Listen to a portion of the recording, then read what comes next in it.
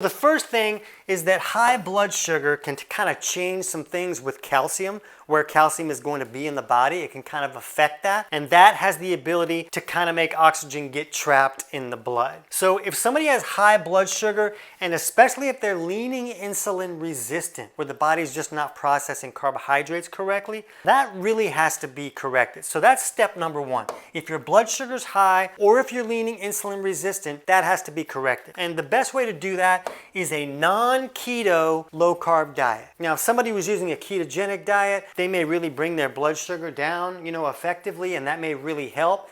But a keto diet long-term can create some of these problems as well. Doing a low-carb diet is step number one. That's usually going to help a lot of people because a lot of people are leaning insulin resistant that are dealing with this issue.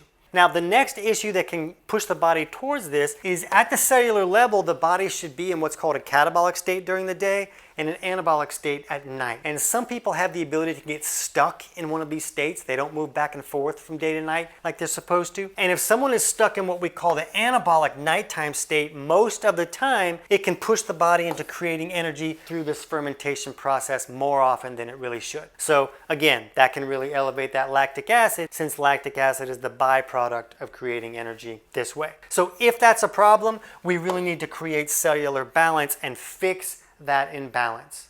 The next issue is if someone has a bacterial overgrowth, like in their stomach or their small intestine, then those bad guys have the ability to also create lactic acid. That type of lactic acid is a little bit different, and sometimes it can be even harder for the body to get rid of. So if someone has some type of overgrowth issue, they could be accumulating lactic acid from multiple areas, from different directions, and it can really accumulate fast that way. So fixing some type of overgrowth has to happen if somebody's dealing with that. And we have a lot of videos that go over, natural ways that someone can reduce an overgrowth. We talk about it in that free digestion course as well.